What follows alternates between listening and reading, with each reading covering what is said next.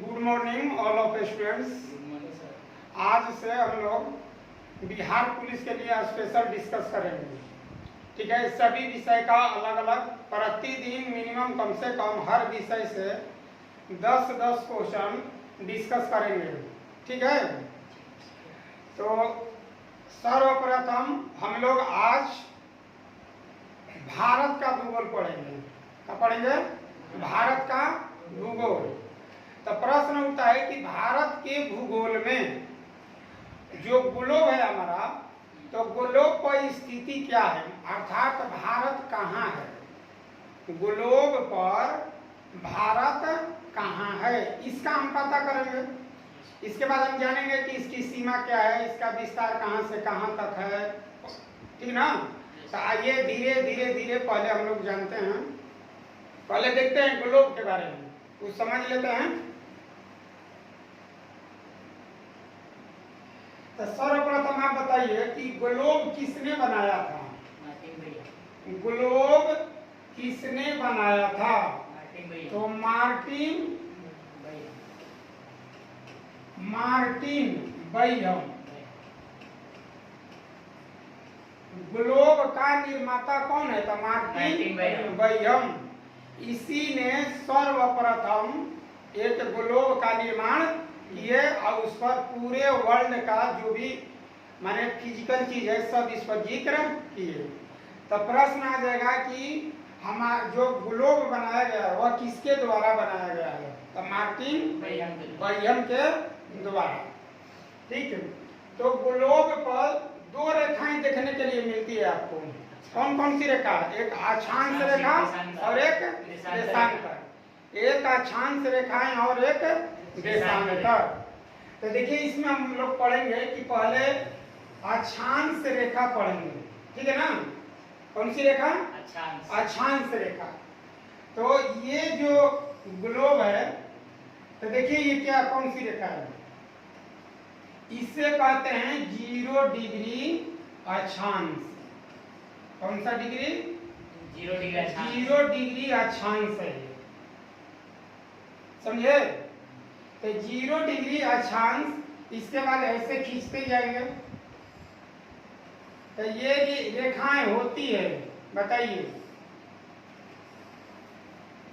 विषुवत रेखा के समानांतर 0 डिग्री अक्षांश जो है, ठीक है ना? तो 0 डिग्री अक्षांश, चाहे इसे कहते हैं विषुवत रेखा कहते हैं या भूमध्य रेखा कहते हैं। 0 डिग्री अक्षांश या भूमध्य रेखा कहा जाता है। ठीक है,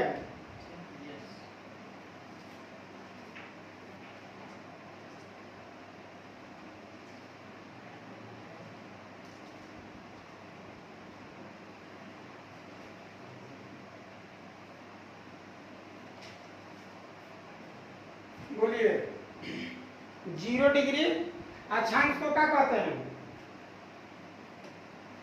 0 डिग्री अक्षांश को विषुवत रेखा जानिए या भूमध्य रेखा जानिए। तो प्रश्न उठता है कि टोटल अक्षांश रेखाएं कितनी होती है? तो टोटल अक्षांश रेखाएं कितनी? 179। ये कुल अक्षांश रेखाएं हैं।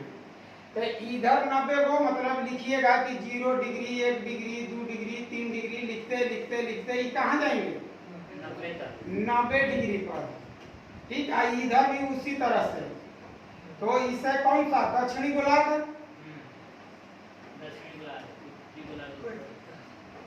ये कौन है? उत्तरी गोलार्ध। तो दक्षिणी गोलार्ध और उत्तरी गोलार्ध को बांटने वाला अक्षांश कौन है? तो 0 डिग्री देशांतर। 0 डिग्री देशांतर से उत्तर की ओर जाएंगे तो उत्तरी गोलार्ध और दक्षिण की ओर जाएंगे तो दक्षिणी गोलार्ध। और टोटल अक्षांश रेखाएं कितनी होती है? 179। समझ में आ रहा है बात? अब देखिए कि विषुवत रेखा से विषुवत, अब पता है कि 1 डिग्री बराबर होता है। देखिए तो 1 डिग्री बराबर कितना? 111 किलोमीटर। हम देखते हैं कि ये जो रेखाएं खींची होती है वह एक एक डिग्री पर खींची हुई है। कितने डिग्री पर? एक एक डिग्री पर। तो मतलब कहने का मतलब कि जो एक डिग्री के दूरी होगी तो उसे कितने किलोमीटर कहेंगे? 111। अगर 2 डिग्री होगा तो 222, 3 डिग्री होगा तो 333, 4 डिग्री होगा तो 444, 5 डिग्री होगा तो 555। तो आप निकाल भी सकते हैं। अगर यहाँ से मैथमेटिकल क्वेश्चन आ जाए कि 5 डिग्री अक्षांश से 10 डिग्री अक्षांश के बीच दूरी कितना होगा, तो 5 और 10 में कितना का अंतर है? तो 5 डिग्री का। और 1 डिग्री होता है कई किलोमीटर? 111। तो आप निकाल सकते हैं कि 5 डिग्री बराबर कितना? ठीक है ना। अच्छा, कह रहा कि ये जो क्षेत्र बनता है, ये वाला क्षेत्र, तो इस क्षेत्र को क्या कहते हैं बताइए? दो अक्षांशों के बीच का जो क्षेत्र होता है उस क्षेत्र को क्या कहते हैं? जोन कहते हैं। इसे क्या कहेंगे? जोन। हाँ, इसी जोन को हम लोग क्या कहते हैं? कटिबंध। क्या कहते हैं? कटिबंध कहते हैं। कह रहा है कि जोन को हिंदी में क्या कहेंगे? कटिबंध। तो आता है एग्जाम में कि दो अक्षांशों के बीच के क्षेत्र को क्या कहते हैं? तो क्या कहिएगा? जोन कहिएगा। अब प्रश्न होता है कि अक्षांश का अध्ययन हम क्यों करते हैं? बताइए, अक्षांश का अध्ययन हम क्यों करते हैं? जगह का पता लगाने के लिए। किसका पता लगाने के लिए? जगह माने दो बिंदुओं के बीच के जो दूरी है, कौन सा देश कहाँ है, कौन सा महासागर कहाँ है, पर्वत कहाँ है, पहाड़ कहाँ है, ये सारे देश जो है पृथ्वी पर वो सब कहाँ कहाँ है, तो सब किससे पता चलेगा? अक्षांश से। किससे पता चलेगा? अक्षांश से। और इसके बाद कौन सा देश कितना दूरी पर है, समझ गए? यानी कि अक्षांश रेखाएं जो होती है वह दो बिंदुओं के बीच क्या बतलाती है? तो दूरी। क्या बतलाती है? दूरी। है इसका एक का मैं कटिबंध का अध्ययन करते हैं। किसका? कटिबंध। कटिबंध माने कौन सा क्षेत्र कहाँ पड़ता है और कैसा है, ठंडा है कि गर्म स्थल है कि ठंडा गर्म दोनों है ना। तो ये सब चीजों से हम किस चीज की जानकारी अक्षांश से प्राप्त कर लेते हैं? तो इन सारी चीजों को जानकारी, अर्थात दो देशों के बीच के दूरी भी हम क्या कर सकते हैं? बता सकते हैं। समझ गए बात को? अब देखिए, अब ये है आपका कौन सी रेखा? विषुवत रेखा। तो इस विषुवत रेखा से यदि आप इधर ध्रुव की ओर जाइएगा, ध्रुव की ओर जाइएगा, तो बताइए ताप क्या होगा? ताप में कमी होगी। ताप में क्या है? हाँ, 0 डिग्री अक्षांश से हम जाएंगे उत्तरी ध्रुव चाहे दक्षिणी ध्रुव।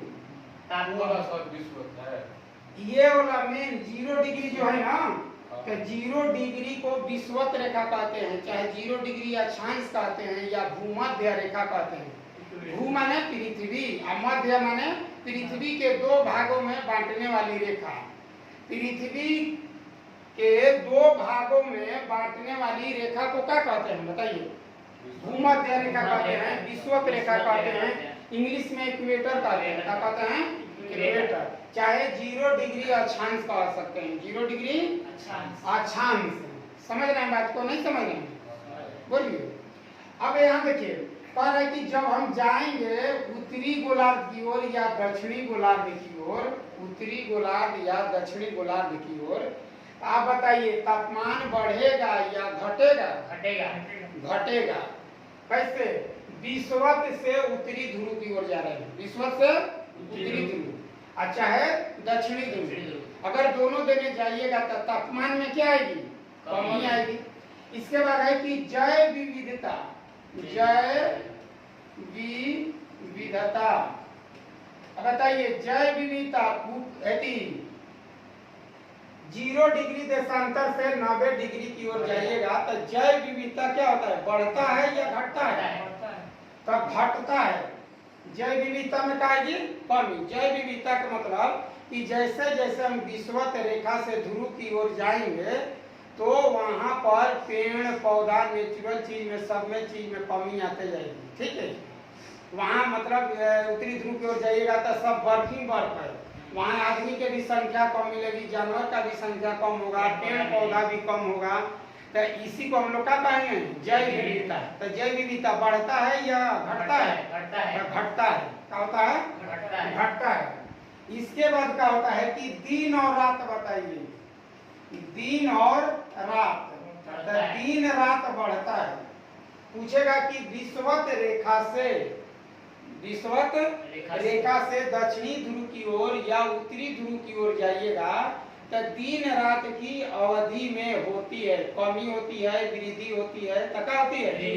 वृद्धि होती है। एग्जाम्पल के तौर पर आप दे सकते हैं कि विषुवत रेखा पर 12 घंटा का दिन होता है, 12 घंटा का रात होता है। 12 घंटा दिन और 12 घंटा।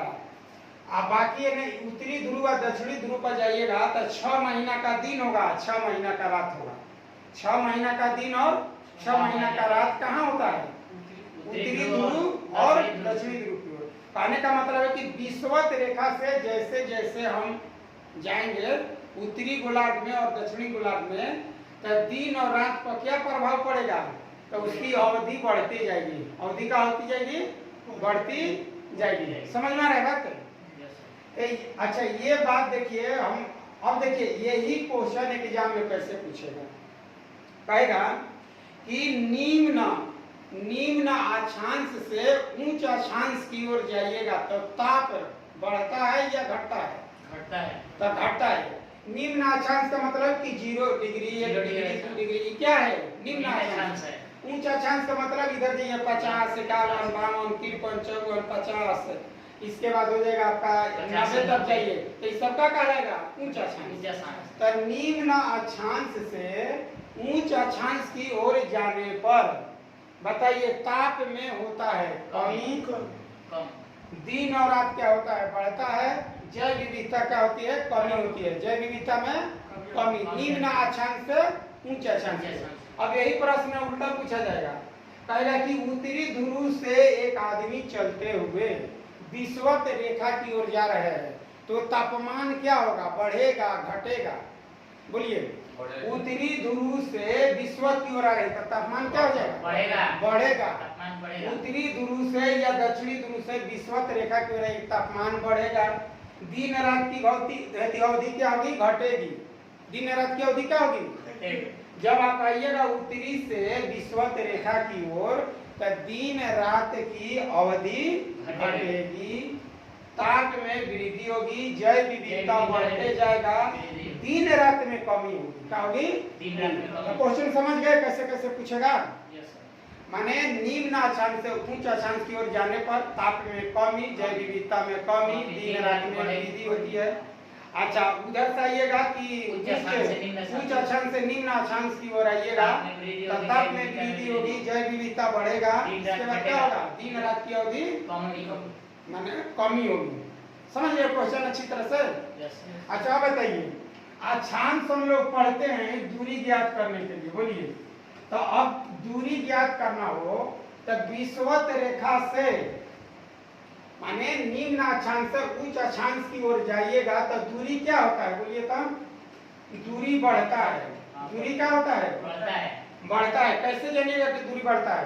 तो मान लीजिए 1 डिग्री से 20 डिग्री जाएंगे विषुवत रेखा से, तो 1 डिग्री का मतलब कि 111 किलोमीटर। अगर 2 डिग्री जाना होगा तो 222, 3 डिग्री जाना होगा तो 333, 8 डिग्री जाना होगा तो 88 किलोमीटर। तो एक मतलब कि विषुवत रेखा से जैसे जैसे ऊंच अक्षांश की ओर जाएंगे तो दूरी क्या होती जाएगी?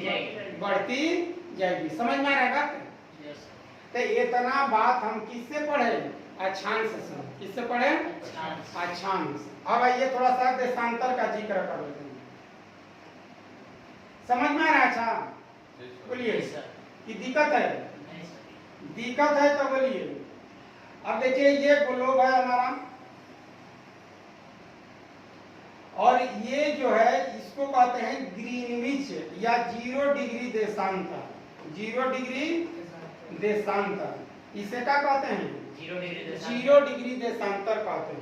चाहे इसे ग्रीनविच कहते हैं, ग्रीनविच हाँ, ग्रीनविच मीन टाइम कहा जाता है, mean time, Greenwich mean time, चाहे हिंदी में कहते हैं प्रधान मध्याह्न रेखा।